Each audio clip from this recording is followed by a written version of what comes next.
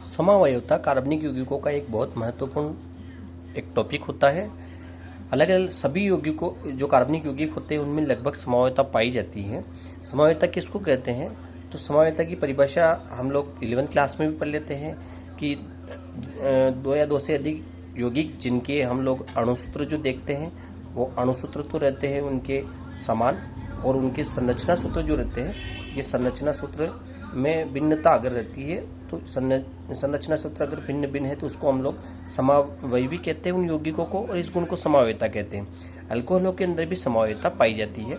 ये किस प्रकार की समावयवता पाई जाती है उसको हम लोग देख लेते हैं। अल्कोहलों के अंदर एक प्रकार की समावयवता पाई जाती है जिसको हम लोग कहते हैं स्थान समावयवता। वैसे नाम से पता चल रहा कि स्थान समावयवता का मतलब कि अल्कोहल जो समूह है, अल्कोहल मतलब वो OH हाइड्रोक्सिल समूह, तो हाइड्रोक्सिल जो समूह रहता है इस हाइड्रोक्सिल समूह की कार्बन की श्रृंखला के ऊपर अगर चेन बदल जाती, कार्बन की ऊपर अगर स्थान बदल जाता है, जैसे कि सपोज अपनों ने नॉर्मल ब्यूटिल अल्कोहल लिया है, जनरल लैंग्वेज में नाम बोल रहा हूँ मैं, 4 कार्बन वाला है, एक इसके ऊपर हाइड्रोजन 2 जुड़ेंगे, क्योंकि सॉरी इसके ऊपर 3 जुड़ेंगे, इसके ऊपर 2 जुड़ेंगे, इसके ऊपर 2 जुड़ेंगे संयोजकता के नियमों को पालन करते हुए, ठीक है, और इसके ऊपर भी 2 जुड़ेंगे और इसके ऊपर OH जुड़ा हुआ है। तो पहले नंबर के कार्बन के ऊपर अगर OH जुड़ा हुआ है तो इसको हम लोग कहेंगे नॉर्मल, जनरल लैंग्वेज में इसको बोल रहा हूँ नॉर्मल ब्यूटिल अल्कोहल, और इसको या फिर IUPAC सिस्टम में कहेंगे तो 1 ब्यूटेनॉल इसको नाम हम लोग लिखेंगे, क्योंकि पहले नंबर के कार्बन के ऊपर अल्कोहल जुड़ रहा है। एक ये यौगिक हुआ। दूसरा यौगिक अपने पास में 4 कार्बन अपनों ने बनाए और दूसरे नंबर के कार्बन पर अपनों ने OH लगा दिया। तो यहाँ पर देख रहे थे अपन पहले नंबर के कार्बन पर था, ये यहाँ पर हो गया दूसरे नंबर के कार्बन के ऊपर OH। अब इसकी वैलेंसी को सेटिस्फाई करेंगे, इसकी संयोजकता 3 और बच रही थी, हाइड्रोजन जोड़ दी, इसके ऊपर 2 जुड़ेंगे, इसके ऊपर 3 जुड़ेंगे, इस कार्बन के ऊपर 3 संयोजकता पूरी होगी, 2 कार्बनों से एक हाइड्रोक्सिल समूह से, तो टोटल मिलाकर एक ही हाइड्रोजन यहाँ पर जुड़ पाएगा। तो ये जो ऐसी स्थिति बनती है तो इसको हम लोग कहेंगे यहाँ पर द्वितीयक ब्यूटिल अल्कोहल, क्योंकि इस कार्बन के ऊपर जिसके ऊपर OH जुड़ रहा है ये प्राइमरी, द्वितीयक और तृतीयक जो पहले बताया था, जिस कार्बन के ऊपर 2 एल्किल श्रृंखला जुड़ गई तो ये द्वितीयक प्रकार का हो गया। एक तो एथिल वाली जुड़ गई और एक मेथिल वाली जुड़ गई, तो इसको जनरल लैंग्वेज में कहते हैं द्वितीयक ब्यूटिल अल्कोहल, ठीक है। तो ये अपने पास में ये 2 प्रकार, और IUPAC सिस्टम में इसको कहेंगे 2 ब्यूटेनॉल, ठीक है। पहले वाले को कह रहे थे 1 ब्यूटेनॉल, अभी कह रहे थे 2 ब्यूटेनॉल, क्योंकि स्थान बदल गया। OH का यदि स्थान बदल जाता है फिर समावयविता अगर उत्पन्न होती है तो उसको हम कहते हैं स्थान समावयविता, ठीक है। यहाँ पर अगर आप लोग देखेंगे दोनों के अंदर अणुसूत्र में क्या हो रहा था, तो इसका अणुसूत्र जो रहता है अणुसूत्र, अब दोनों के अणुसूत्र को देख लीजिए आप, कार्बन कितने हो रहे हैं इसमें 1 2 3 4, इसमें भी 1 2 3 4, तो यहाँ पर कार्बन हो रहे 4, हाइड्रोजन 3 2 5 2 7 2 9, तो हाइड्रोजन हो रहे हैं इसके अंदर 9, OH समूह इसके ऊपर हो रहा है। हाइड्रोजन इसका भी काउंट करेंगे अपन तो 10 कह सकते हैं अपन, क्योंकि अणुसूत्र के अंदर सब में परमाणुओं को जोड़ना पड़ता है, तो 10 हाइड्रोजन हो गए, और ऑक्सीजन इसके पास में 1 है। सेम टू सेम इसमें भी ये गई परमाणु की संख्या है, इसका मतलब इनका अणुसूत्र तो समान है लेकिन संरचना सूत्र भिन्न भिन्न हो गया, तो स्थान बदलने से हुआ था, इसलिए इसको हम लोग स्थान समावयवता कहते हैं।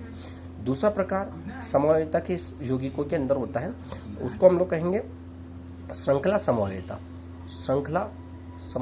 अब इसमें पता चल रहा है अपने को नाम के अंदर से कि अगर कार्बन की श्रृंखला बदल जाती है, इसमें अपनों ने लिखी थी कार्बन की सीधी श्रृंखला, इसके अंदर अगर कार्बन अपनी श्रृंखला को बदल सकता है, जैसा कि एक एग्जांपल अपने पास में कार्बन का ही एक वाला ले लेते हैं, यहाँ पर इसको लिख देते हैं कार्बन 5, 1 2 3 4 और 5। अब 5 हुए तो इसके ऊपर अपनों ने लगाया यहाँ पर OH, ये फर्स्ट नंबर के कार्बन पर लगाया है, 1 2 3 4 एंड 5। हाइड्रोजन बैलेंस करेंगे आप, हर एक के ऊपर 2 2 लगेगा, यहाँ पर CH2 लगा दिया, यहाँ पर लास्ट वाले में CH3 लग जाएगा, तो इसको हम लोग कहेंगे 1 पेंटेनॉल। IUPAC सिस्टम में मैंने बोला है पेंटेनॉल, तो ये हो गया 1 पेंटेनॉल, ये नॉल है, ठीक है। तो ये एक यौगिक हुआ। अब एक्चुअल में क्या है, कार्बन सीधी श्रृंखला में रहे कोई जरूरी नहीं, कार्बन की श्रृंखला इस तरह से भी हो सकती है कि एक कार्बन जिसके ऊपर 2 CH3 जुड़ जाए, तो ये CH3 जुड़ गया, और इसके ऊपर CH2, फिर CH2, और ये हो गया अपने पास में OH। तो यहाँ पर देखिए आप कार्बन 1 2 3 4 और 5, यहाँ पर हाइड्रोजन और जुड़ जाएंगे, और यहाँ पर हाइड्रोजन जो है वो इसके सिमिलर हो जाएंगे। और इस कंडीशन को अपनों ने जनरल लैंग्वेज में आइसो कहा था कि एक CH के ऊपर 2 CH3 जुड़े। ठीक है, इसको हम लोग जनरल लैंग्वेज में अगर कहेंगे तो नॉर्मल पेंटिल अल्कोहल है, नॉर्मल पेंटिल अल्कोहल। ठीक है, और इसको हम लोग कहेंगे आइसोपेंटिल अल्कोहल, ये आइसोपेंटिल अल्कोहल। ठीक है, अल्कोहल को मैं शॉर्ट में लिख रहा हूँ, तो ये यहाँ पर इसका जनरल लैंग्वेज में नेम था, यहाँ पर इसका जनरल लैंग्वेज में नेम। ठीक है, सेम टाइप से यदि कार्बनों की श्रृंखला में और परिवर्तन आए और इस कार्बन के ऊपर जिसके ऊपर ये जुड़ा हो उसके चारों तरफ जो है ये लग जाए, और उसके बाद में यहाँ पर एक और कार्बन 1 2 3 4 5 ये हो गया, और इसके ऊपर लग गया अपने पास में OH। ठीक है, तो ये OH लग गया। तो ऐसी स्थिति में यहाँ पर OH जो लग रहा है वो इस कार्बन की श्रृंखला पे लग रहा है। अब इसको अगर आप बैलेंस करेंगे तो CH3 और यहाँ पर आ जाएगा CH2।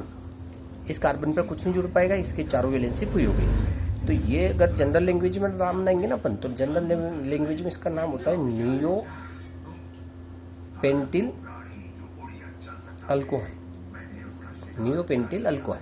ठीक है, तो ये इसका जनरल लैंग्वेज में नाम अपन लिख दिया। तो कहने का मतलब इसमें कार्बन की क्या हुई, श्रृंखला बदल गई। यहाँ कार्बन की श्रृंखला अलग थी, यहाँ कार्बन की श्रृंखला अलग थी। तो यदि कार्बन की श्रृंखला बदल जाती है तो इससे अगर समवायता पैदा होती है तो इसको हम लोग कहते हैं श्रृंखला समवायता।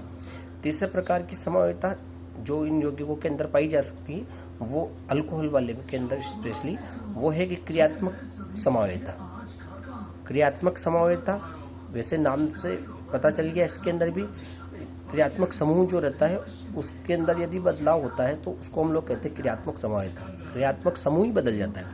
अगर हम लोग देखें कि एथिल अल्कोहल, सिंपल सा एग्जांपल देख लेते हैं हम लोग, C2H5 एंड OH। ठीक है, ये हमारा एथिल अल्कोहल रहता है। एग्जाम्पल के तौर पर हम लोग इसको देख रहे हैं। अगर हम लोग इसको कार्बनों की संख्या को, कार्बनों को फैलाकर लिखते हैं हम लोग बंधों के साथ में, तो ये इसका स्ट्रक्चरल फॉर्मूला हो गया। ठीक है, हाइड्रोजन को छोड़कर ये स्ट्रक्चर फॉर्मूला कार्बन का, कार्बन के साथ में।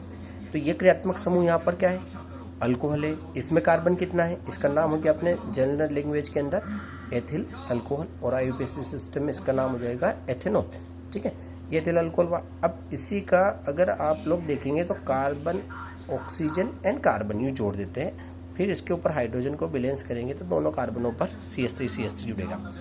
अब इसका नाम क्या हुआ, एक्चुअल में अभी क्रियात्मक समूह ही बदल गया। यहाँ पर क्रियात्मक समूह हो गया ROR मतलब RO एंड R मतलब इथर बन गया।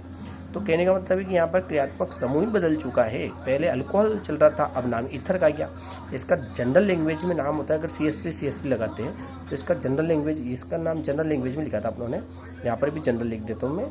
ठीक है, जनरल लैंग्वेज में इसका नाम होता है डाई मेथिल ईथर। तो ये हो गया अपने पास में डाई मेथिल ईथर। और IUPAC सिस्टम में इसका नाम होता है मेथोक्सी मेथेन। ठीक है, मेथोक्सी, ये इथरो के नामकरण का तरीका होता है, एल्कोक्सी एल्केन के रूप में इसका नामकरण करते हैं, तो मेथोक्सी मेथेन इसका नामकरण हो जाता है। तो इसका कहने का मतलब क्रियात्मक समूह अगर बदल जाता है तो ऐसे समवायताओं को हम लोग कहते हैं क्रियात्मक समवायता, क्योंकि इसके अंदर क्रियात्मक समूह बदल गया। इसके अंदर अल्कोहल था, इसके अंदर ईथर बन चुका है। हाँ, लेकिन दोनों के दौरान अगर आप देखेंगे तो समवायता क्यों कह रहे हैं इसको, क्योंकि इसके अंदर कार्बन कितने, 2 है, हाइड्रोजन कितने, 6 हो गए, 5 और 1 6, इसमें भी 3 और 3 6। ठीक है, और ऑक्सीजन कितना, 1 है। तो दोनों का अणुसूत्र क्या हुआ, सेम। जैसा कि इसमें हुआ था अणुसूत्र सेम, इसमें भी अणुसूत्र सेम हो गए थे। इसमें भी आप लोग काउंट कर सकते हैं।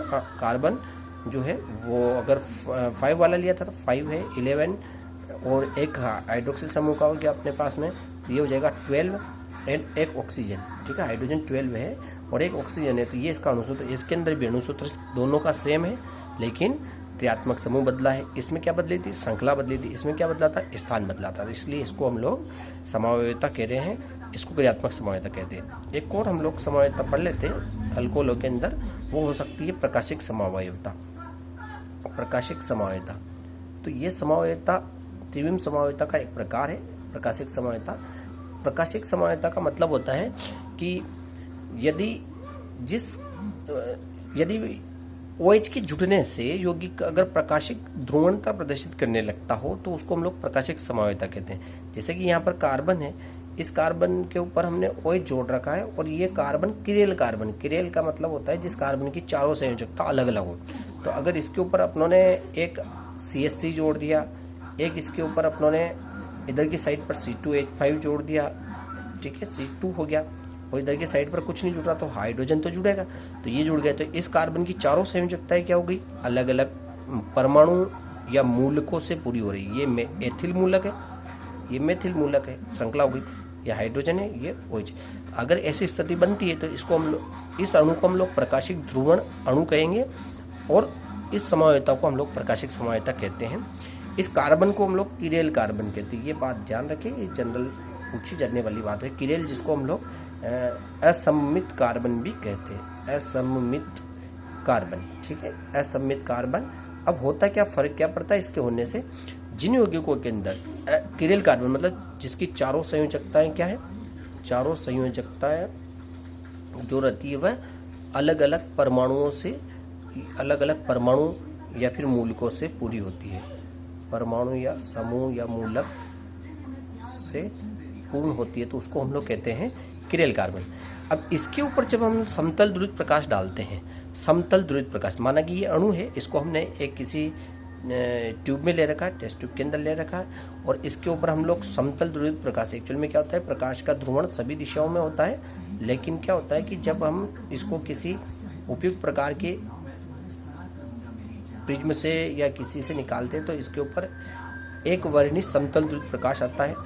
इसको हम लोग यूँ एक लाइन में कर देते हैं कि समतल ध्रुवित प्रकाश जब इस पदार्थ के ऊपर डालते हैं तो ये पदार्थ जिसके अंदर किरेल कार्बन होता है, ये किरेल कार्बन युक्त अणु जो रहता है इस प्रकाश के तल को या तो सुई की घड़ी की दिशा के ओर मोड़ देता है या फिर सुई की घड़ी की विपरीत दिशा में मोड़ देता है। दोनों में से एक काम करेगा, या तो ये इधर घुमाएगा या फिर ये इसके अगेंस्ट घुमाएगा, इधर घुमा सकता है या फिर ये इधर घुमा सकता है, ठीक है। तो यदि इसने प्रकाश के तल को इधर सुई की घड़ी क्लॉकवाइज घुमा दिया इसको इसने, तो इस यौगिक के नाम के आगे डी लगाया जाता है। ध्यान रखना, डी का मतलब होता है कि ये यौगिक हो रहा है दक्षिण ध्रुवण घूर्णक, ध्रुवण घूर्णक यौगिक इसको कहते हैं हम लोग। और यदि इसने क्या कर दिया कि इसने ऐसा नहीं किया और एंटी क्लॉकवाइज इसने प्रकाश के तल को घुमाया, तो इसके नाम के आगे एल लगाते। एल का मतलब होता है वाम ध्रुवण घूर्णक यौगिक, वाम ध्रुवण घूर्णक यौगिक, ठीक है, क्योंकि ये क्या कर रहा है, इसको उल्टी दिशा में घुमा रहा है। तो अगर किरेल कार्बन होगा तो ये काम करेगा, और अगर उसने दक्षिण की ओर क्लॉकवाइज घुमाया तो उसके नाम के आगे डी लगाना पड़ता है, और अगर उसने वाम की ओर घुमाया तो ये एल लगाना पड़ता है। ये प्रैक्टिकली यौगिक के बारे में पहले जांचा जाता है, उसके बाद में ही उसको जो नाम दिया जाता है वो ही लिखना पड़ता है। ये अपनी मर्जी से अपन नहीं लिखते हैं, तो ये प्रैक्टिकली जो होगा उसी के अनुसार हम लोग लिखेंगे। तो इसको हम लोग कहते हैं प्रकाशिक समवायता। एक बार और रिवाइज कर ले, प्रकाशिक समवायता किसको कह रहे हैं कि यदि हम किसी अणु के ऊपर जिसमें किरेल कार्बन होता है समतल ध्रुवित प्रकाश डालते हैं, तो समतल ध्रुवित प्रकाश डालने पर वह प्रकाश के तल को या तो दक्षिण दिशा की ओर घुमा देता है, या यूँ कहते हैं घड़ी की सुई की ओर दिशा की ओर घुमाते हैं, या फिर इसके विपरीत दिशा की ओर घुमाता है। तो जो पदार्थ इसकी ओर घुमाता है उसको दक्षिण ध्रुवण घूर्णक, और जो इसके विपरीत दिशा में घुमाता है उसको वाम ध्रुवण घूर्णक कहते हैं। उस यौगिक को कहते हैं हम लोग वाम ध्रुवण घूर्णक, और इस घटना को हम प्रकाशिक समवायता कहते हैं।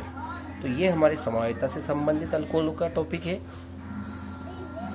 ठीक है। Thank you.